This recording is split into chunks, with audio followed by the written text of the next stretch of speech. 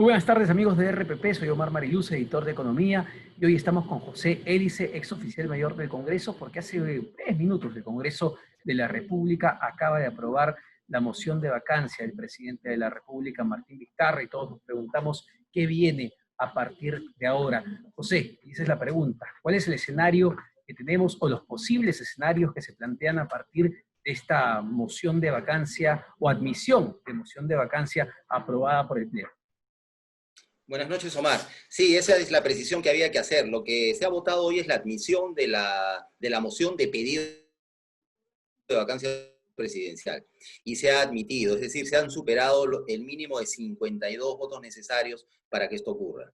Lo que va a suceder ahora es que hay que esperar 3 días y no más de 10 para que se debata el tema de fondo, es decir, ya propiamente la vacancia presidencial, la moción misma.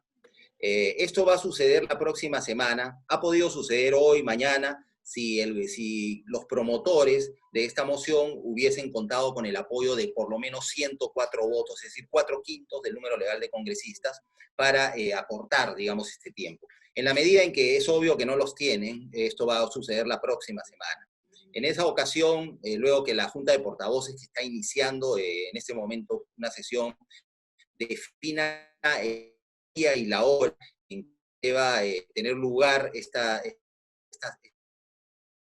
la vacancia, el presidente de la República puede hacer uso de su derecho de defensa hasta por 60 de manera presencial, puede ir acompañado de un abogado o simplemente puede enviar un abogado que lo represente. No sabemos qué decisión va a tomar, si va a ejercer presencialmente o de manera representativa su derecho de defensa o simplemente no va a asistir. ¿Qué Podría es no lo más asistir, no tiene que prudente? estar. ¿Qué es lo más Eh, prudente, José, desde tu perspectiva? Recordamos lo que ocurrió también con la moción de yo, creo, vacancia yo al creo que el expresidente presidente Pedro Pablo podría Kuczynski. aprovechar.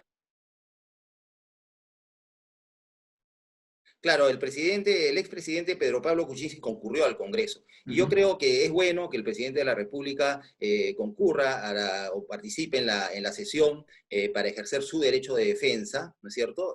Porque no solamente es un mensaje o una réplica de aquellos fundamentos de la moción en los que se basa la moción dirigida a los congresistas, sino también al país que necesita ciertas aclaraciones. Por otro lado, por lo que ha ocurrido hoy día, es decir, que en el Pleno del Congreso se ha estado debatiendo la admisión a debate de esta moción mediante la cual se pide la vacancia presidencial. En paralelo ha estado funcionando la Comisión de Fiscalización sobre el mismo tema, que además tiene atribuciones de comisión de investigación. Y eso no debió suceder, es decir, yo creo que se debió detener el debate, que los congresistas escuchen lo que estaba sucediendo en la comisión, escuchen y vean lo que estaba sucediendo en la comisión de fiscalización. No tengo realmente un balance de lo que ocurrió ahí, estuve viendo por Sí. y además una de las actoras principales ahí presentes, pues ahí se ha podido recoger información importante para tomar una decisión favorable o no a la vacancia. En estas cosas, esto no debió suceder procesalmente, ha sido muy malo. Es decir, José, nos estamos saltando de alguna manera etapas porque, claro, uno dice, ok, vamos a investigar este tema y digamos, el primer peldaño de investigación debería estar enfocado en la Comisión de Fiscalización y luego pasar, pues, a una aprobación de esta admisión de moción de vacancia, pero se han dado cosas, las dos situaciones en paralelo. Claro, porque además, si ustedes leen la moción, van a encontrar que la moción contiene adelanto de conclusiones contenidas en del trabajo de la Comisión de Fiscalización como comisión investigadora. Además, lo que ocurrió ayer, la presentación de los audios, como ya sabemos, y lo supimos por la vicepresidenta de la Comisión de Fiscalización, no había sido consultado ni provenía de un acuerdo del presidente de la Comisión de Fiscalización con los demás comisionados, ¿no? Eso tampoco está bien. Todos compramos, Uh -huh. por decirlo lo menos, nos llamó mucho el contenido de esos audios y había que investigarlos y hay que investigar, llegar al fondo de esto. Sin embargo, creo que las cosas no han sucedido como o sea, siguiéndose los pasos lógicos que se debe seguir en este tipo de investigaciones, ¿no? Había que validar los audios, cosa que se hizo rápidamente, transcribirlo, cosa que se hizo rápidamente, todos ya hemos leído la transcripción de los audios, se habló que había más audios, no sabemos si finalmente hay más audios, si se han transcrito, si alguien los conoce, si se han visto en la comisión de diarios sobre el mismo tema, entonces podría haber nuevos elementos de juicio para que los congresistas tomen de manera informada una decisión favorable o no a la vacancia presidencial. Estas cosas no se han hecho bien, es decir, el proceso no ha sido muy lógico, ¿no? Eso no está bueno. Pero felizmente hay unos días para darle vuelta a estas cosas, para ordenar un poco el panorama de los hechos, digamos, de aquello con que se cuenta para formarse una opinión final y los congresistas puedan votar justamente de manera informada, que esa es la finalidad de las comisiones.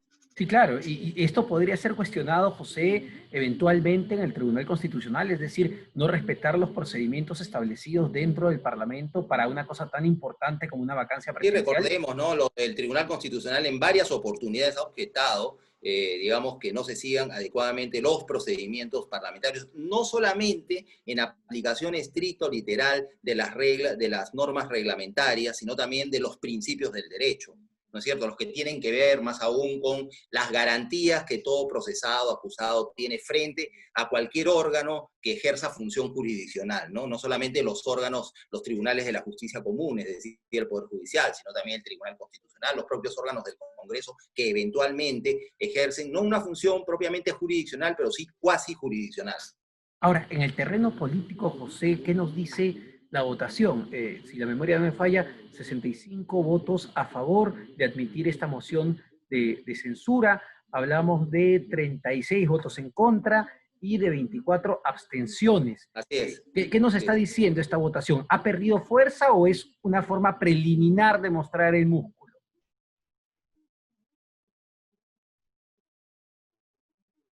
Sucede la próxima semana. Y quizás eso explica la sesión en paralelo de la Comisión de Fiscalización buscando más información, ¿no? O tratando de fijar, digamos, otros puntos que tengan que ver con lo que podía decir la señora, la señora Karen, ¿cómo se apellida? Roca. La Roca, ¿no es cierto? Entonces, ese es el tema. Es probable que sea, pero yo creo que se ha ido debilitando, que muchos congresistas han recapacitado, que no es el momento, que el presidente tiene que explicar muchas cosas y las puede explicar al final de su mandato, porque, digamos, lo que ha sucedido no cuadra dentro de las que son las causales de vacancia de la presidencia de la República o de acusación constitucional del presidente de la República. Esto se trataría si fuera el caso de delitos comunes, que deberán ser procesados una vez que termine el mandato del presidente de la República. Es más, esto está avisando que se va a poner en funcionamiento, de hecho, no de derecho, porque nuestra legislación no lo prevé, ni constitucional, ni legal, ni nada, una suerte de juicio de residencia, ¿no es cierto? Es decir, el presidente, terminado su mandato, probablemente va a tener que explicar eso, salvo que la próxima semana explique satisfactoriamente estas cosas y bueno, y ya todos se queden tranquilos, o que los especialistas, yo no soy penalista, quienes son penalistas evalúen si es que realmente en los actos del presidente de la República hay delito, ese es otro tema, ¿no? Pero José, ¿podríamos ingresar a un escenario de vacío de poder? Porque lo que hemos escuchado del presidente de la República, del presidente del Consejo de Ministros, de alguna manera, es que el presidente va a acabar su mandato en julio del 2021, que no van a aceptar la vacancia y qué va a pasar con un Congreso de la República que insiste en esta medida. ¿Podríamos entrar a una situación sumamente inestable, de un vacío de poder?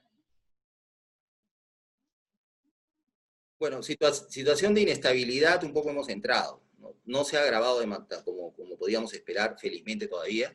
Es muy difícil que haya vacío de poder, ¿no? Está el presidente, si el presidente es vacado, el presidente del Congreso asume de inmediato.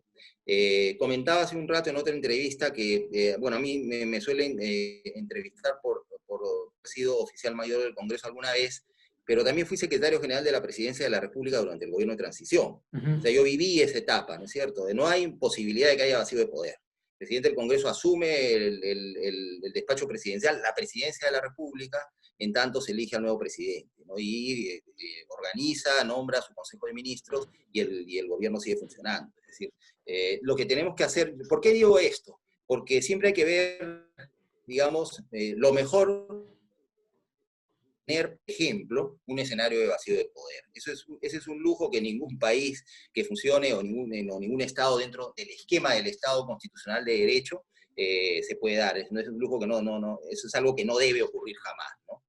Claro, Sí, porque eso sí genera desorden, inestabilidad total, falta de dirección, en fin, es muy grave.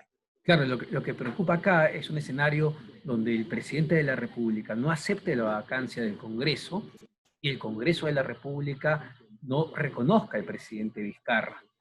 ¿Qué pasa en ese escenario? Bueno, ese es un escenario que no está previsto, que no debe ocurrir, ¿no? Las reglas son bien claras, ya las hemos puesto en práctica antes y no hay que dudar un segundo en aplicarlas ahora si fue el caso. Yo particularmente como ciudadano espero que no ocurra, pero si ocurre están las reglas ahí, en la sucesión presidencial ya está definida cuando no hay vicepresidentes, que es el caso, y el presidente del Congreso de inmediato asume la presidencia de la República y el presidente queda vacado. En el reglamento del Congreso hay una disposición en la parte final del artículo que regula el tema de la vacancia presidencial o este procedimiento que estamos viendo, que establece que se comunica al presidente de la República la resolución de vacancia, al presidente del Consejo de Ministros y se manda a publicar. Digamos que el Ejecutivo se resista porque tiene, digamos, dentro de su administración al Diario Oficial del Peruano, entonces el presidente del Congreso puede publicarlo en un diario de mayor circulación nacional. Y tiene efecto cuando el presidente recibe la resolución, el presidente del Consejo de Ministros, o se publica lo que ocurra primero, dice el reglamento del Congreso. ¿Por qué? Porque justamente algo que no puede suceder es vacío de poder. Perfecto, José. Bueno, esperemos no llegar a un escenario de ese tipo y que las No, aguas yo se no creo, la calmen verdad. Yo no en los creo, yo creo que han próximos días. recapacitado, felizmente, sí. Y bueno, ahí vamos saliendo, pues siempre tenemos estas cosas. Nos sentimos mal a veces por lo que sucede, golpeados, preocupados, se genera incertidumbre, pero por otro lado también tratando de ver el lado bueno de las cosas, si hubiera un lado bueno, nuestras reglas que son imperfectas ahí van funcionando y nos van sacando de uno y otro problema, ¿no? Entonces lo que hay que hacer es afinarlas, reconocerlas, quizás en el futuro ajustarlas en lo que haya que ajustarlas, con la experiencia de la disolución, con esta experiencia, etcétera, y ya, ¿no? Hay que terminar de discutir el significado de la incapacidad moral permanente del presidente de la República y cosas por el estilo, ¿no? En este momento no va a ocurrir, pero ahí van quedando tareas que tenemos que hacer como peruanas y como peruanos, ¿no? Y confiar siempre que apegándose a estas reglas imperfectas podemos salir adelante como lo vienen demostrando los diversos sucesos por los que han ocurrido en el Perú en los últimos meses. Perfecto, José. Muchas gracias por estas luces y esperemos Por nada. que se prime la reflexión en estos momentos y en los próximos días. José Hélice, ex oficial mayor del Congreso. Muy buenas noches.